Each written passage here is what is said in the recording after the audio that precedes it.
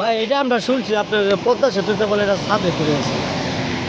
ছাদ উড়ে গেছে। হ্যাঁ, পদ্মা সেতুতে এই অবস্থা চালায় নিয়ে গেছে ড্রাইভার। এই অবস্থায় চালায় নিয়ে গেছে এটা। তারপর আপনার এই যে আপনার শ্রীনগর থানার যে আছেন আপনার ফায়ার সার্ভিস, এই ফায়ার সার্ভিস আছে, এই ফায়ার সার্ভিস আইয়া মনে করেন এইও থামে না, এরপরও মনে করেন অনেক কী করে থামে ফায়ার সার্ভিস। ড্রাইভার কি কাজটা ঠিক করছে?